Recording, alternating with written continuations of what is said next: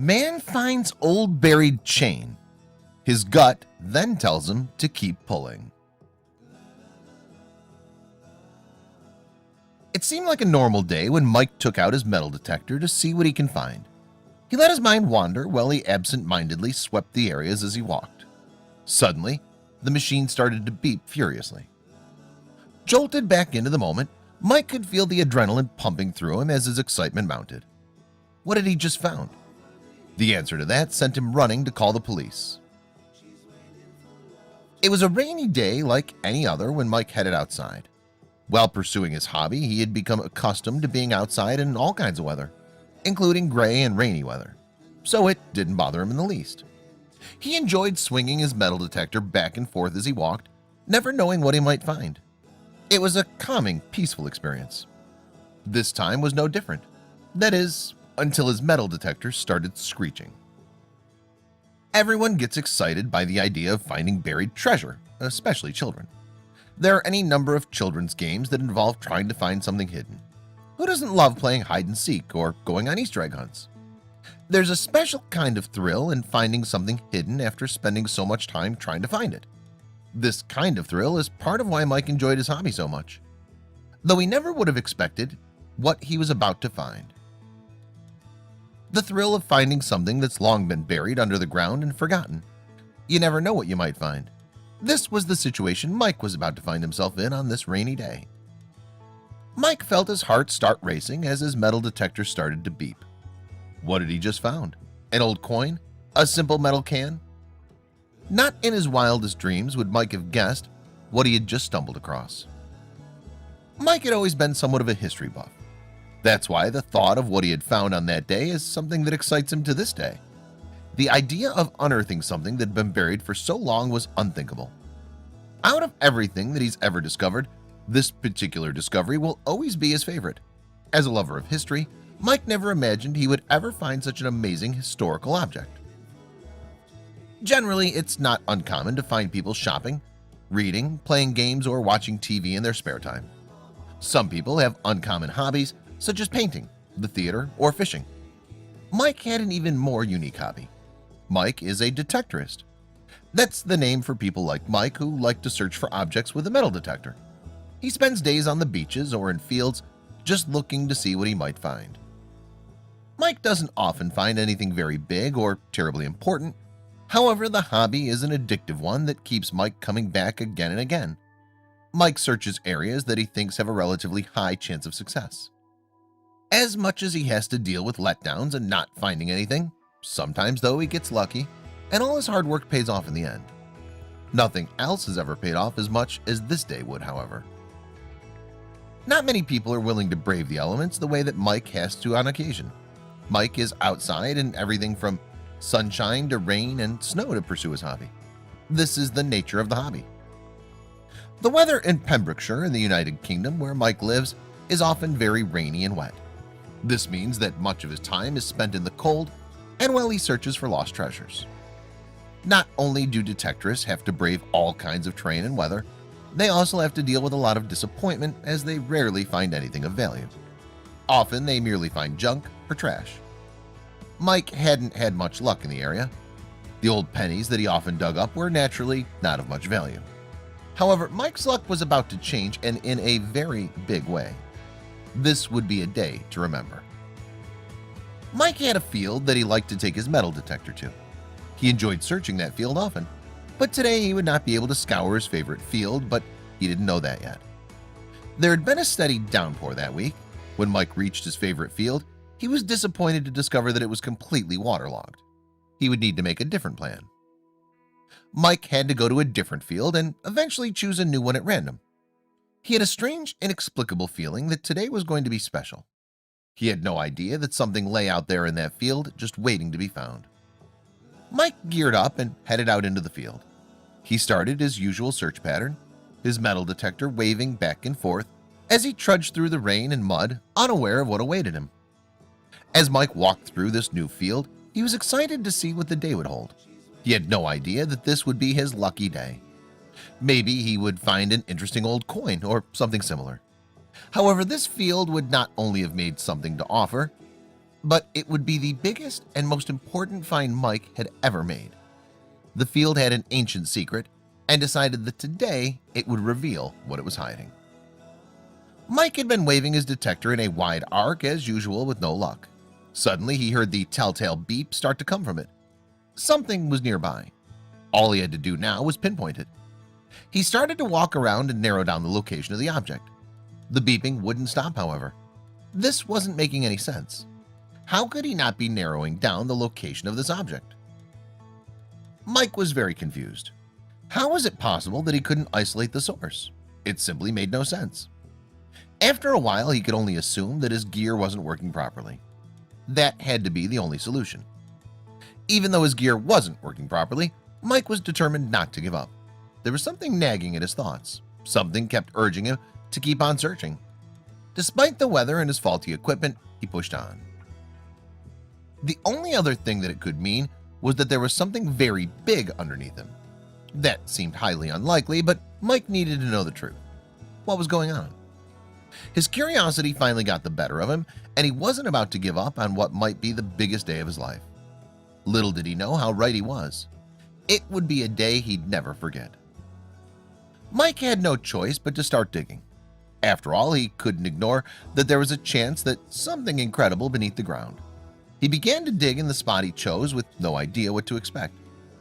Ideas started running through his mind, and he couldn't shake the feeling that something big was about to happen to him. He began imagining all kinds of things as he kept digging deeper and deeper. What lay below him, he wondered. He had to abandon the piece of equipment, pull out a trowel, and then start to dig. The wet dirt did not stand a chance, and he soon found a round chunk of metal in the soil. He couldn't imagine what this metal object could be. He kept digging, trying to clear it out so that he could see what he had just found. He used his hands to dig through it until he got a solid grip on it. He couldn't wait to see what he had found. Could it be something interesting? He then tried to pull it out with all the might he could muster, but despite his best efforts, it wouldn't budge. What could possibly be buried there? This rusty piece of metal just would not move no matter how much he tried to pull it out. Again and again he tried, but with no luck. Refusing to give up, however, Mike continued to try before stopping to reconsider his options. Mike decided he would have better luck if he dug around this mystery object. As he started to clear the soil around the metal thing, he learned that it was actually connected to something else. What could it be? What was so heavy underneath this soil that he couldn't move it even 1 inch, no matter how much he tried? He couldn't stop now. He kept digging and then uncovered another link, and then a third one. The more he uncovered, the more perplexed Mike became at the sight of what was unfolding before him. When the realization dawned upon him, he felt a chill run through his body. He was filled with a mixture of shock, excitement, and confusion as he looked down. He couldn't believe what he was looking at. He had stumbled into a strange object, that much was clear. It came with iron links that did not seem to end. He couldn't imagine why there was a chain buried in this field. He unraveled more things as he went deeper into the soil. What was it attached to? Mike's curiosity drove him on to uncover more and more of this mysterious find. As he went on, he eventually realized that it was turning into night. The light was fading, and he couldn't see what he was doing anymore. He rushed to his car to get a flashlight so that he could keep going. He couldn't help but curse when he found out that he did not have a flashlight on him. As much as it pained him, he knew he had to abandon his find for the night. He couldn't solve the mystery within the day. He hardly got some shut-eye that night, and he told only his closest friends about what he saw. Mike came up with several theories about what he might find connected to that rusty old chain. That night, his dreams were filled with all the crazy and scary possibilities of this find. He slept restlessly, part of him just eager to get back out there and solve the mystery. Could there be something terrible down there? Mike was starting to get worried that he was not uncovering something unique and awesome, but rather something that someone did not want to be discovered. There could be any number of explanations for what he was finding, and not all of them pointed to something good, let alone something that needed to be uncovered and dug up. Could he be in more trouble than he thought? He previously read about old burial sites that were lying underneath Pembrokeshire, although this was not a comforting thought whatsoever. It could be one of those sites. He was hoping it wasn't, but he had no idea what he was about to uncover. he was getting nervous. This certainly only filled him with a sense of horror. He knew he needed to think more positive in such an uncertain situation. He wasn't going to walk away from the scene, but he was anxious to see what would happen next. As scared as he was, Mike was determined to solve this mystery no matter where it led him. It was not lost on him that Pembrokeshire had been described to be a land of enchantment and mystery by the unknown author of the 11th century folktale collection known as the Mabinogion. These were fantastical folktales from the area, filled with all manner of magical and mysterious creatures, peoples, and events. The only thing Mike knew for certain was that anything could be possible. The last rocky Welsh outpost is surrounded by the Celtic Sea and continues to be steeped in myth and legend. There was so much mystery, and there were so many questions about what Mike was about to find. All the questions that ran through his mind both scared and excited Mike. The possibilities seemed endless, so finding out the answer to the mystery was just that much more enticing. With so many tales of magical and wonderful creatures and beings, as well as being an area with a long and rich history, it's no wonder it's since become known as one of the world's most haunted places. Mike disregarded these thoughts and simply stayed determined to solve the mystery he had begun to uncover. However, Mike did not know that he was about to go face to face with the eerie past of the country. As soon as the day broke out, he already found himself outside. He headed for the site right away. He needed to find out what was lying at the other end of that mysterious chain. Once he got to the field, Mike parked his car and walked to the spot where he'd been the day before. He breathed a sigh of relief when he saw that the site had been untouched since he left it. Mike set to work again. What secrets could be lying there for such a long time? He did not think that it would lead to authorities on the field later that day. Little did he know that was exactly what was about to happen. Mike set about uncovering more and more of that mysterious object until he came across something he never dreamed of.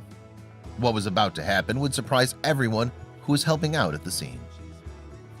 Mike found the site the same way he left it. He was ready to get back to digging, although he was feeling some trepidation this time around. He worked with a new fervor as he continued to uncover the object he discovered the day before. As he uncovered more of this strange object, he noticed something. It sent a chill through his spine. The trowel then hit a smooth surface. He could not stop his eyes from going wide when he wiped off the dirt and found something brown and hard. He couldn't believe what he was looking at. The more he cleared off the dirt, the less he could believe what he was seeing. He knew he had to call someone immediately. He was a metal detecting hobbyist, so he knew the laws that came with his findings. However, not once did he expect he would have to call the authorities. Despite knowing the laws that were involved in finding something of value, Mike never imagined that he would have to make that call. He expected to make the call he did, even less. He had never been in this situation before. The dig had been nothing more than a fun excursion in the beginning, but he learned that he was out of his depth as soon as he discovered human remains. What could this possibly mean? When he started his hobby as a detectorist, Mike had imagined finding all manner of things. This, however, was not something he had imagined. There could be so many outcomes for this discovery. Mike inspected the object he had in his hands and was terrified when it dawned on him that he was holding a tooth. To be specific, it was a molar. He shuddered when he realized that something was amiss here. The more he examined the tooth, the more uneasy he felt for some reason. Then it finally hit him, and he realized just what it was that he held in his hand. Mike reeled from the shock. Mike got in touch with the officials at the National Museum of Wales before anyone else. However, they only laughed at him when he made the call. He had expected any number of possible responses to his discovery: shock, horror, awe. He most certainly had not expected laughter. They didn't believe a word he was saying to them. What the archaeologist said at the time was that because there had never been a find down here before, they didn't believe it. He recounted during an interview. Mike couldn't imagine that anyone would make up a story like this. He was an honest man and most certainly would not lie about something this serious. How could he prove that he was telling the truth? Mike needed to convince them that he was telling the truth, so he dropped that he had reason to believe that there were human remains there. As soon as he said this, they changed their attitude in no time. The news that there were remains turned the story from something amusing into something sinister and serious that had to be investigated one way or another. But what would they uncover when they did? Mike waited for them to arrive. When they finally did, he could see that they were still skeptical about his story, but they were also worried. What he said he found could have serious implications. They asked him to guide him there. The look on their faces when they saw it said it all, he said. Mike was just thankful that they took him seriously and came to help him. This was how the excavation began that June. Archaeologists found 2 rusted iron chariot wheels. This was what they needed to confirm that was a promising discovery. What they discovered was something extraordinary. No one had imagined that there was a site like this right under their noses all this time. It was a Celtic chariot burial site. What Mike had stumbled across was a complete chariot that had been buried there. It was not an uncommon tradition at a certain time in history to do so, but finding a site like that was exceptionally rare. My first find was a Celtic horse harness junction piece, Mike informed reporters. When I found it, my friend said I would never top it, but the next day I went back and found the rest. There was more. After he dug a hole about 8 inches deep into the ground, Mike discovered other decorative items such as a brooch, bronze bridle fittings, and some tool handles. What were these items from? He couldn't wait until everything was pieced together properly. The wait seemed endless, but in the end, the results were well worth the wait. All these items had turned green from all the corrosion, although the bronze bits were still wrapped in bright red enamel. He wanted to be very careful with these items, of course, as he didn't know if they were valuable. Mike carefully explained the pieces he could find and made sure not to damage them. He was excited and amazed to be part of such a huge and magnificent discovery. This is unprecedented, he said, and underneath the chariot, there is still the 3-meter metal anomaly. If you go by other chariot finds, there could be weapons, or it could even be treasure. There was so much more that could potentially be uncovered based on what had been found at similar sites around the world. He couldn't believe what he found. It wasn't unheard of to find a burial chariot dating from the period all over Europe. However, what made it so special was the fact that this was the first one they found in the United Kingdom. Mike may have dreamed of finding treasure, but never in his wildest dreams did he ever imagine that he would be part of finding something so extraordinary and unique. I still can't believe it, he said. Obviously, I've read other people's finds. I've watched them on the telly, and I've always thought, I wouldn't mind finding that. It's still surreal and life-changing. To be like the people he'd watched on TV and envied in the past was incredible. The more they discovered, the more amazing it was. He thought he was dreaming. He went on. It was just instinct. I'd read all about chariot burials and just wished it could have been me. So finding this has been a privilege.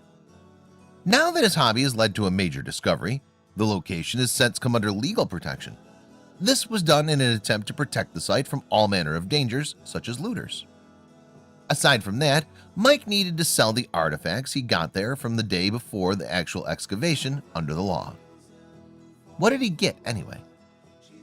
There were so many things that he found that he wanted answers about. With this in mind, he approached the experts to discover the truth about the pieces that he had dug up. Aside from that, Mike needed to sell all the artifacts that he got there, even from the day before the actual excavation. It was a very strict law he was dealing with. Mike knew that if he kept anything from his amazing find, he could end up in some serious hot water. He didn't keep anything a secret and handed everything over as the law required. What did he get anyway? Overall, he discovered a total of 34 items. They were then sold to the museum, but it's good to hear that he got compensated for them handsomely. He needed to split the profit he made with the person who owned the land he discovered them in. Mike had no problem with this, as it seemed only fair. It wasn't on his land after all. The treasure has since become a very sought-after prize. As a testament to that, the National Museum of Wales also wanted to get them for their archives. This was indeed a big deal. Mike couldn't believe that what started as a regular day became something he'd remember forever. He never imagined that when his favorite field was flooded, he would make a choice that would lead to something like this. A National Museum of Wales spokesman said the site was a very exciting Iron Age discovery that could be developed into a bigger project in the future. Full excavation of the site and analysis of the find will need to be carried out before we can fully understand its importance. The site now enjoys legal protection. They added, A preliminary excavation of the site where the artifacts were found was carried out jointly by Amgudfu Simura and Daifed Archaeological Trust over the summer, partly funded by Kato. The discovery revealed more significant and exciting discoveries at a once unknown Iron Age archaeological site. The spokesman went on and said, Amgudfu Simru is working with its partners on this continuing treasure case and in developing a detailed and fully funded proposal for further investigation. It's intended that a wider museum project will be developed to offer opportunities for local communities to become involved in revealing new stories about their prehistoric past. Mike of Milford Haven knew just how incredible his find was, saying, "It's rare to find it in that good condition. It's rare to find in any condition." Clearly, he'd done extensive research on the matter and didn't think lightly of this discovery, and rightly so. As the find continues to be studied, more and more information is revealed. Mike and the authorities had released many statements to the press regarding the find. Another joint statement went on to say, "These are now the subject of an ongoing treasure case in Wales." A preliminary excavation of the site where the artifacts were found was carried out by Mgudfa Simru and Daifed Archaeological Trust together over the summer and was partly funded by Kato. Since the age of 12, Mike has been a metal detectorist when he got a metal detector as a Christmas gift from his dad. Ever since then, it's become a huge part of his life. For this reason, Mike dedicated this incredible find to his 79-year-old dad, John Smith, who's getting palliative care after a stroke. He's gone on the record with this comment, "I knew the importance of them straight away. I'd read all about chariot burials and just wished it could have been me, so finding this has been a privilege." The chariot is believed to be roughly 2,500 years old. However, they did not find human remains. What Mike had thought might be human in nature was fortunately animal instead. There is still plenty of conjecture about whether a queen or a chieftain had been buried with the chariot. They found a tooth, although it seemed to belong to a horse that they believe was buried along with it. There have been many examples of animals being buried along with prominent figures throughout history. Some of these finds have been made in places like Egypt or even as far afield as China. High-ranking chiefs of the Iron Age normally got buried with their horses, chariot, tack, and weapons.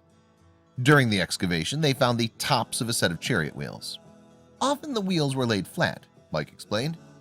These kinds of discoveries help us to further deepen our knowledge and understanding of the cultures of the past. Little is known about people from so far back, so finds like these are extremely important. But this one appeared to have been buried intact. It could have had the chieftain or queen sitting in it. There would have been a mound over it, but that was gone. He was in disbelief still by the incredible discovery he made. The fact that it was so different from many other of the finds in the past made this a truly rare and unique discovery. After they quarantined the site to restrict access to the general public, they ran a ground-penetrating radar over the field. What they found would make you think this is a science fiction novel or movie. The scientists were hoping to find something, of course, but just as Mike's initial find had turned into something much bigger than he had expected, so too had the search with the ground-penetrating radar. Survey work involved the use of some pretty sophisticated geophysical technology. It let them map structure lying far below the Earth. They found a ring ditch, which is a 12-meter circular earthwork around the site. Earthworks are commonly found in the United Kingdom and far across the world. However, many of these earthworks remain a mystery, as many of them defy everything we think we know about the people who built them. They also found two other burials also located in ring ditches. Soon after this, they discovered a complex of walls and other similar features. This convinced researchers that this was a Celtic settlement that had remained hidden for a long time. The actual field is very large, and it's only in the corner of this field, but the settlement is also going into other nearby fields, Mike explained. This meant that the find was even bigger than anyone had expected it to be. Adam Gwilt is the principal curator of prehistoric archaeology at the museum. He explained, "These chariot pieces may have been witnesses to some of the historical events of the time, as Iron Age peoples defended their way of life and identities." The Iron Age spanned from 1200 BC to about 550 BC. This was a time when man first learned how to create iron and steel and fashion it into all kinds of things. These ranged from weapons to decorations and more. In the face of an expanding Roman Empire, something like this takes a lot of organization and funding as well, so we've been working with a number of partners to put together what's needed to do a continuing investigation. Mike was so proud of what he'd found, and Adam Gwilt couldn't believe it either. So what comes next? Would there be another discovery? Was Mike about to hang up his hat? He went on to say, something like this takes a lot of organization and funding as well, so we've been working with a number of partners to put together what's needed to do a continuing investigation. There was one more question that everyone wanted to hear the answer to. How much was it worth? Every treasure is valuable, of course, but what about a find of this magnitude and importance? You're definitely talking 6 or 7 figures, Mike speculated. It's the biggest ever metal detectoring find, as in there's never been a chariot ever discovered by a metal detectorist. There have been hoards found, but never anything like this. We have to say that we feel a tinge of jealousy about the fact that he expects to net as much as £1 million for the discovery he made. Whoa. One question that remains is, who are the Celts? As it turns out, the answer isn't quite simple. The Celts were a collection of tribes that originated in Central Europe. They shared a similar language, religious beliefs, traditions, and culture. It's believed that Celtic culture began to evolve as early as 1200 BC. Over time, the Celts spread out throughout Western Europe, including Spain, France, Ireland, and Britain. To this day, their legacy is prominent in Ireland and Great Britain, where traces of their language and culture are still present. The first documentation of the Celts was in the 7th or 8th century BC. At the time, the Roman Empire ruled most of southern Europe and referred to the Celts as Galli, which means barbarian. Apart from finds like these, most of what we know about the Celts comes from the records of the Romans. There were many battles and tales of the Celts during this time. Despite the Romans' belief the Celts, pronounced with a hard C or K sound, were anything but barbarians. Many aspects of their culture and language have survived throughout these centuries and even to this day. The Celts were also not only found in the United Kingdom, evidence of Celts groups have been found throughout Europe, and many of their traditions and rites are still visible today. The Celts controlled a lot of the European continent north of the Alps mountain range by the 3rd century BC, including present-day Ireland and Great Britain. These islands off of Western Europe's coast are the ones that allowed the Celtic culture to survive and thrive as the Roman Empire expanded on the European continent. Starting with the reign of Julius Caesar in the 1st century BC, the Romans launched a military operation against the Celts. The Romans ended up killing Celts by the thousands and destroyed their culture in a lot of mainland Europe. The Roman armies tried to invade Britain during this time but weren't successful. Thanks to their failure, the Celtic people were able to establish a homeland there. As a result, a lot of their cultural traditions are still evident in Ireland, Scotland, and Wales, even today. While they were once much more widespread, these areas have the closest link to the Celts yet. Brittany, the region of the northwestern corner of present-day France, was settled with Britons and Gauls. The Celtic tradition survived in the region since it was isolated from the rest of France, and a lot of festivals and events can trace their origins back to the Celtic times. A lot of French Bretons also happen to wear traditional Celtic hats called coifs, meaning hats of lace. And about 1/4 of the region's residents speak Breton, a Celtic language that's similar to Welsh.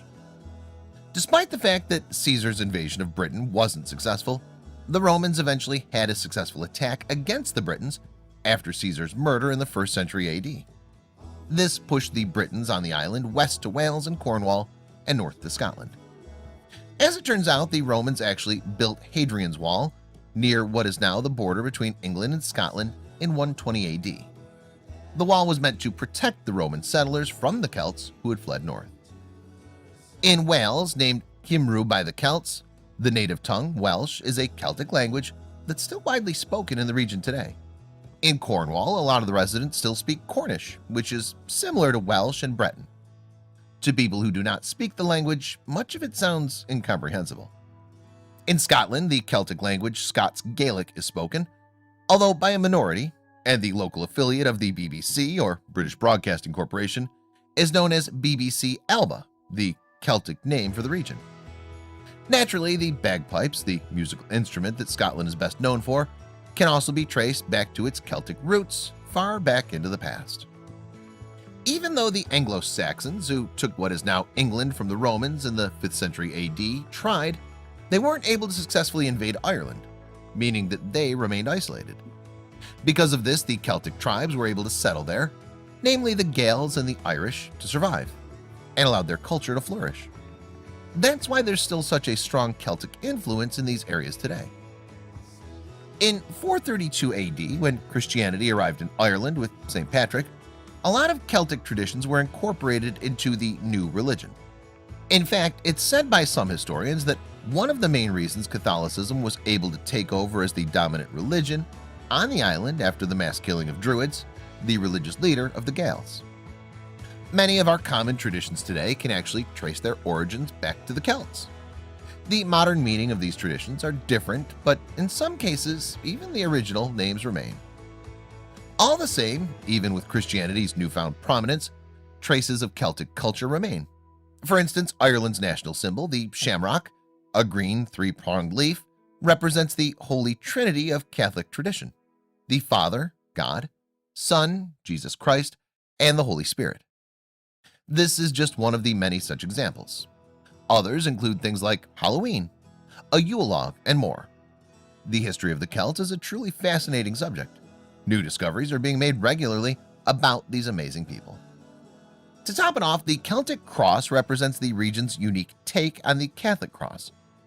In addition, a lot of Celtic folklore stories are still told in Ireland. Like Welsh, the Irish language, Gaelic is a Celtic language.